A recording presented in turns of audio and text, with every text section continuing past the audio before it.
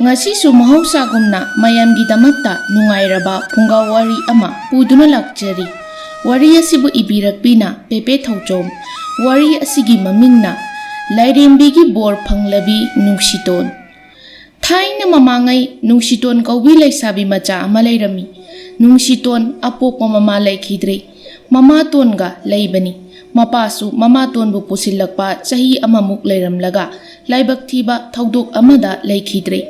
Mapa lairingaidi Nungshiton mama atombi pisakna yamna luna taurami. Adubu mapa hek laikhidabadagi yamna thina tauba hawraklami. Ngasisu Nungshiton mama tongi manakta changlaktuna asumna hanglai. Imaton kari insang thonguge. Pisak mamitto Nungshiton da pairap yenglaklaga. Aise makak laga hek thongo. Nungshiton mama tongi wahida yamna tapna. Imaton karino haibiribadubo. Pisakna Hydrabadi karino Araibadu thongdana kari amuk thongi hairibano chagat hangba saradana sangkro chalo nasakado yiningde. Nungshiton mama tongi wada wa makha amuk taramda mamai laiduna chatpa hawi. Pisak khonjel do horapna hairei. Aine thabak chathokadaba lei sakto thuna loisilu. Nungshiton hoi imaton asi haiduna Nungshiton chaksangda changlaktuna sakto thuna loisinna bohotnai aduga pisakna mangon aduda phakmacha ama thaduna phamlaga makhutta saking mingchel ama paiduna make kan semli amuk su nokphet ka tawri poni. Pisak aigi sakse onthok na su phajaida ko aise yumga palamdrabadi haujik phawba nupa mayam asina koitan hekta naramgadabani. Kari nungi nganna yum palubano haibado hekkhala ida. Inaga se sanagaido sibirabadi aise amukka hena phajagadabani. Adubu upai leitene ha onthoknasu thidako pisak aigi laibakse. Asumna mikup khara haujinki. Nungshiton chak tu thongba loiraduna pisaki nakta laklaga. Imaton chak loire. Pisakna adudi thidoklamlo. Nungshiton kari sukumlamda chaksangda changduna mamaton gi chakto thidoktuna thami. Pisaksu changlaktuna sak pukham adugi mamangda phamtharai. Pisak thongliba insang to hairap yenglamlaga sauna hairi. Karino sidia mahi sidi lehaudrabra charang mapangbu amata yawbo udre. Sidi nangi nama asibaduna sana bahaidana thonglibro kanana sagani haidana asumna thongliba. Nungshiton imaton araiba ama thongjilo haibaduda inkholdagi kobi macha ama leluraga kangsoi oina chamna thongbani. Pisak prang hekta sagulai. Araiba thongo hairabasu kita machu tana hensang ama thongba yadabro. Sigumbasi ai chadi haiba khangna thonglibase ai si pijaningdabagi natro sadan haugatkinaba chara henanaba. Nangse yamna phattaba angangi thabak amata machu tana tawdabasibu karino haiba. Nungshiton ataisu amata leitaba aduda masina phagadra haidana thonglubani. Pisak chak bukhamdo paikhatuna phuk haugallaklaga Nungshitonda joro loina haijilai. Khanglabra nachindo kumao haipadu sunie yamna sako charo nathibongdo haujikti nabukado pen charo masi ai khoidokse asum chauninglakadori. Hinjang asichu mamai asida hajinge da he asuk yamna nungsidaba sibu. Nungshiton hinjang do mamaida hajilakpa duda sabana ngauraduna. Imaton ai mitche yamna sare ising kita piyo imaton asi haiduna Nungshiton do asabado khangna makhol thokna kaplaklami. Pisak Nungshiton na kapadu uraga hena asabu oiduna sauna hairei. Kapakano ko nakhondu taningde kapke hairabasu nama asibadugi mongphamdara karino chatlaga kapluso swaidaga kaplakano. Nungshiton pisak na hairibado tadi mahak mamai mamit adu sabaga mabukninga dusu yamna nungshirakladuna kapadu hena henjilaklami. Matawadu uraga pisak nungai tabaga phawbagi mahut hena hauba asabu khonjelda. Masi kapkano hairaga sidi sum henjela ina nang yamna kapningbra ha nang yamna kapningbra ba phai nang yamna kapninglaba natro adu oiradi kaphanba tare. Masi khongpak sine hek kawge de he kapo kapkhoba kamdawi khongpak aduma charabanina yamna kapninglamnani hana dagi hena kapu pendri phau kapu.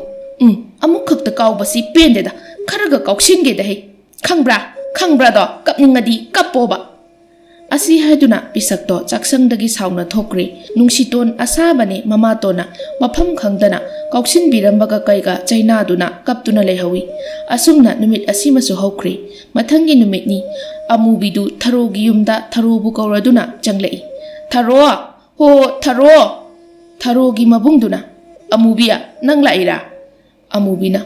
Oi tazo ado tharo laikibra. Mabungna. Laikibani imungda changu. Amubina oi tazo. Asi haiduna amubido imungda changlai. Tharodo amubi changlakpa ubada. Kaino ngasidi akhoi sendrangsi yam ngalida. Kai leirage. Amubina. O ibe masak fazabiya. Karino nangi waduna. Aibu sendrangga changdamnabibadudi khara khajik fazab phati he. Ai thamoise prok prok hek chaida. Tharo amubigi wahaiduda khonjel thokna noglai. Amubina makhatana. Ado wa ama haibiyura. Tharo hayo kari wano. Amubi machingado chiksinaraga yamna tapna. Aduburo ha as ikaireda. Tharo as kainige nangidudia. Adubura noita chawdo mapanda thengnare haiba. As kupaza ma. Ngasina mukahel haiba fazabado. Aidi ngawre haiba ma ubada. Aise wanthagi tawrurabani mi. As tharo noita chawse nupiga koibra. Koidradi aiga koinarage. As noita chawse ayam pami yam nungsire. Hanadagi khara khara ngawraga lakpani. Ado ngasidi yamna nungsire haiba. Khununga mahekta nungsirakpagi waniba. Tharo mamit managadu lauktoklaga. Imai pema mamai gasi kayada ikaiba khangdribano yemune. Nangi wahaido tachaw taradi yumsida matung changba yani haibagi asa thamluranu. Dolan gado wangmankre amukta kumtharo. Natrabadi kelakpa thoklabadi phibam ama tararoi ibema. Amubina asengbane mi aigi wase tharo nang aibu thajadaba tawnuda. Tharona thajai ado nangna laklisi kari lege. Amubina aya aidi kaubu kaure nangi tasausi ubudagi as kainoni ta khambada mana nungsitondo amukta kauthoro unadaba kuire aduna ngaihak unanaba amukta sinbiyu hairakpane ngasise ma aikhoigi hek singju chafam aduda leiramge haibani. Tharona ibema nangse ai kiba ama asum yoksilai namdana aikhoi ta chawdaga lesilaktaw mal. Amubina adudi phatro nangi nama oiradia. Tharona as yare he lao nungsitondo kauthokluRasi. Thengkrabadine mamaton hingsabido aduna amuk chabikini. Amubina phatchuk phatkidre he mamatonena tawrido aingondaga oiradi mado nahana khangladabani. Nungshiton sinane phamanbagi tawribani. Asi haiduna amubi amadi tharo makoi anido nungshiton hoida laklami. Nungshiton makoina lakpada singkhaiduna leirami. Madu ubada amubina kaino mangle aduk nauriba nuzaoibi nangi khutuna singkhairabadi nakhutkado loina loiba tare. Nungshiton taromliba thabaktu chap leplaga mamaido leithoraktuna yenglai. Amubi amadi tharo leplamba aduda noyanidi karomdagino sida sum laira. Amubina hoi laini. Tharona lao singju chawrasi ta khambana su ngai hori. Nangi nungsiba maithongse udaba kuire amukta pena yengjagi hairiye. Nungshitona as aidi singse khaigadaba khara watliye masi khairamdradi hauren imatona amu.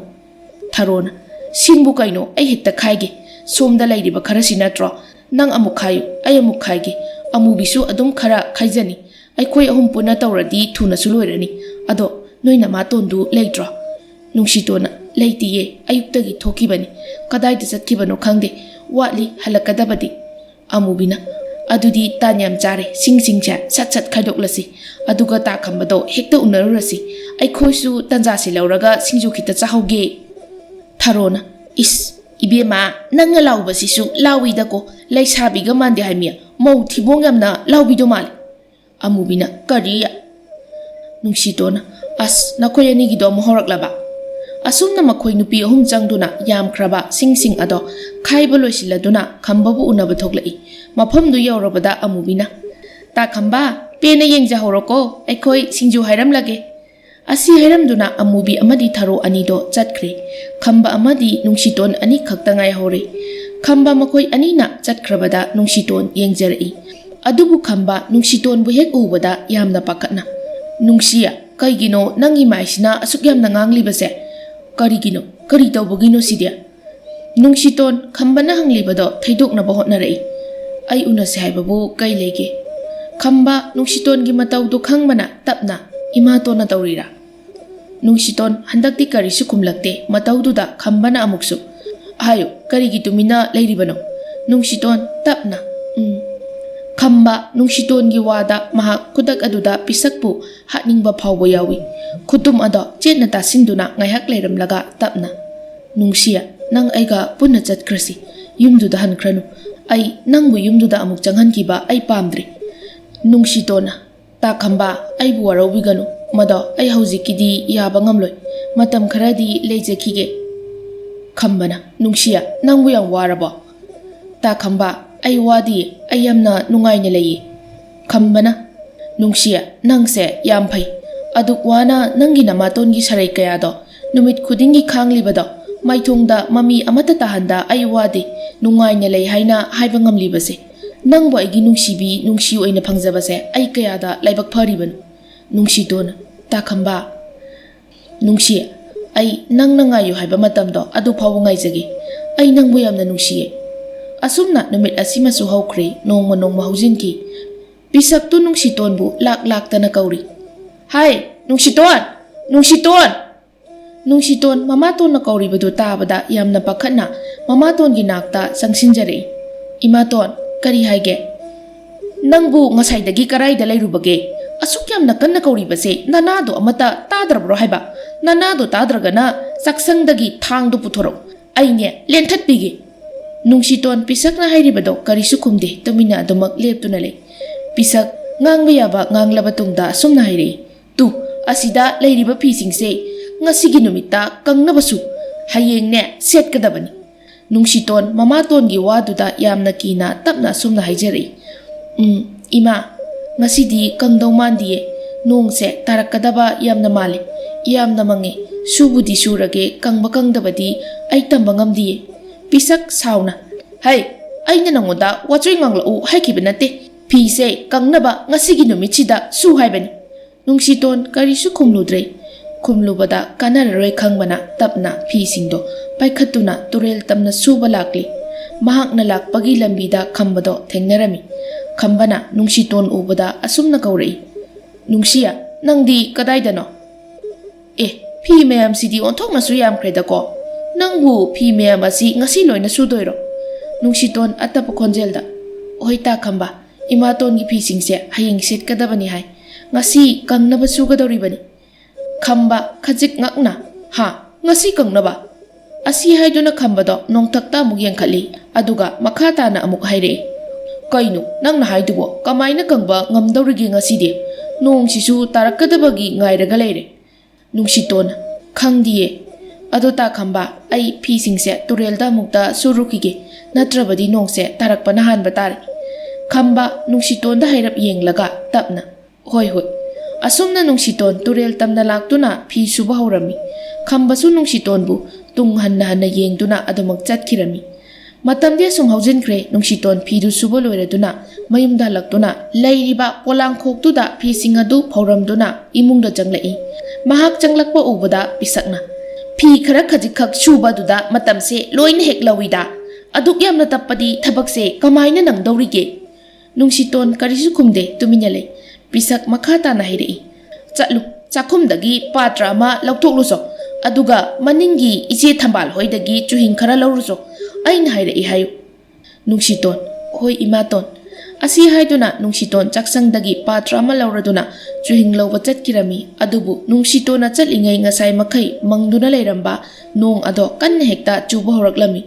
Nungshiton mayum yogodabasu yamna watli wakhaldo kai hena wana machinda tapna sumna sonjai. As nungsidi yamna kanna chureda phi singdubu imatona loksin biram kadra aidi yumsu yogodaba yamna watli karam tawni side nungsidi hena kansilakli aibu mafam saba mayenglaga ngaihak thupki sirane ai thupla sidagi khara thengjin krabadi mamselaklani imatona muksaurani ai nonglak asida asum chatlage ngamnaba asumna nungsithoi nonglaktuda mayum yaunaba haiduna khongthangdo yangna thangduna chatlami.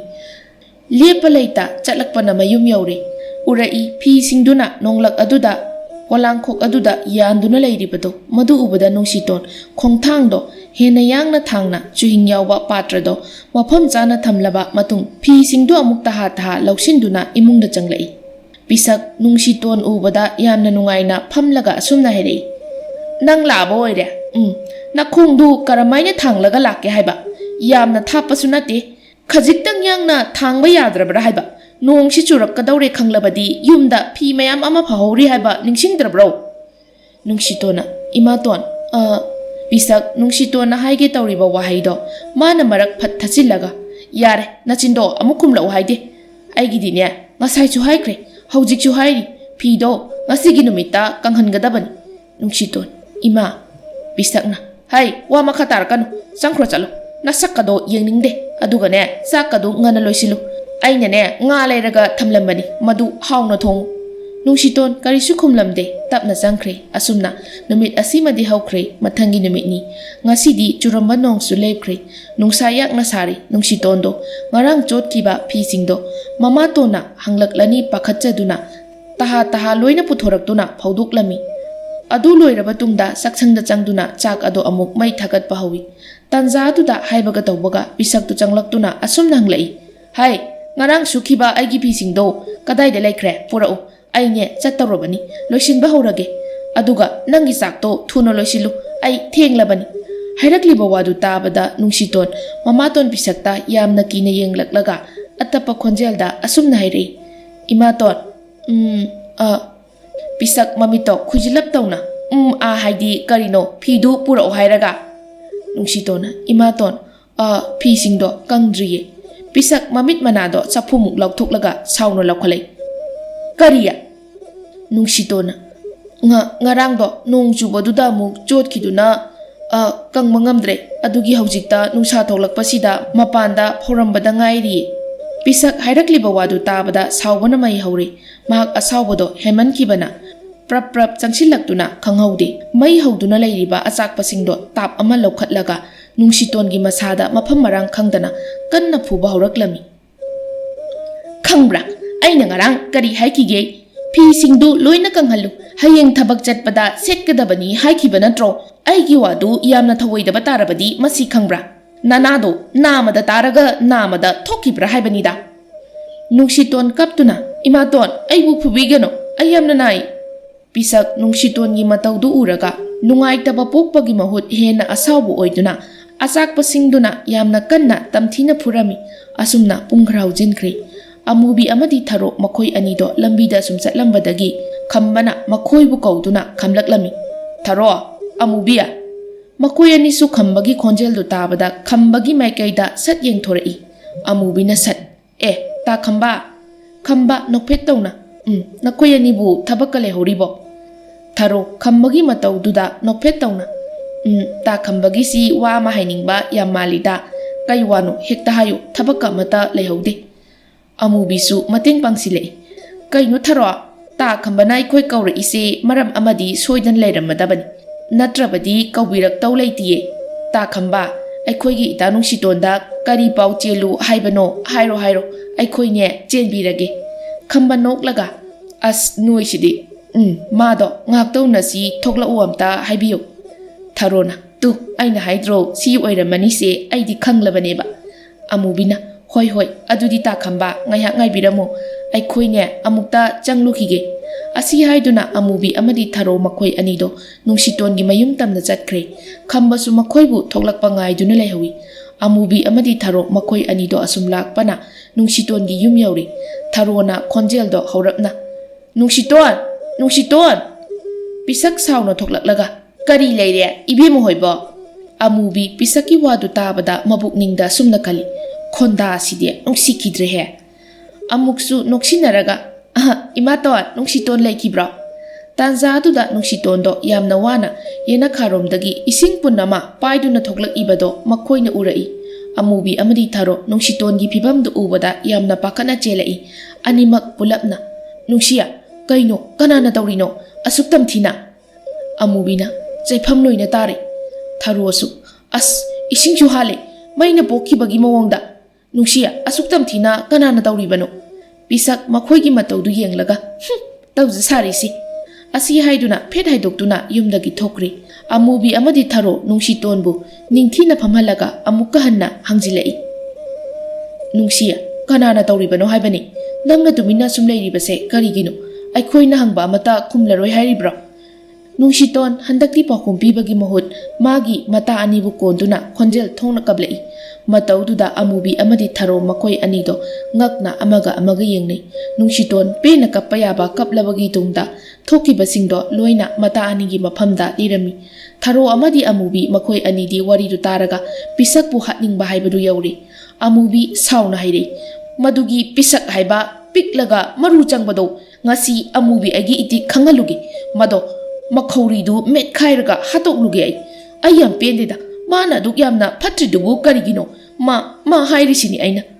Nungshitona amubiya imatonda kaishum tawganu. Aigidi imatona tana atopa kana amabu leiribage.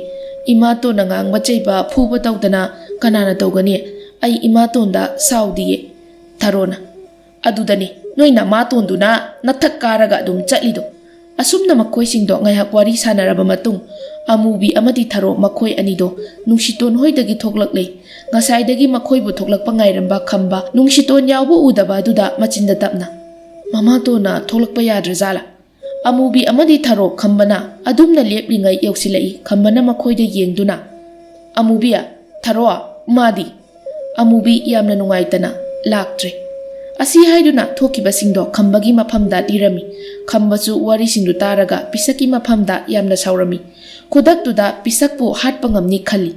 Maha Nungshitongi khanbada mamittagi mapi tana sukaplami. Asumna matamdi asum hauki Nungshitongi masado tapna phagalaklami. Nongma athengma numidangi matamni. Numito pisaki marup khara laktuna yumduda chakcharami. Matamna asum hauki bana laklamba miyoi singdo hanakre. Pisak Nungshitonda asumna hairamduna magi kada jangkre. Hai sairiba singsi loina loisilu. Nungshiton upai leiti.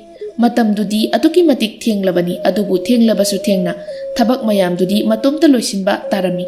Nungshiton mayamna charambagi kolik singdo amamba marakta puthoktuna kanna phengli tanjaduda pisakto phat thoklaklaga. Hai kondu thuna phengba loisilu. Aduga haujik makchatuna tureldagi ising soklau. Ai khongkhut ase sengna amukta hamdoki imungda ising amata lehaudre. Nungshiton yamna tapna. Imaton isingdo sida leiriba khara sina tawba yaroidro.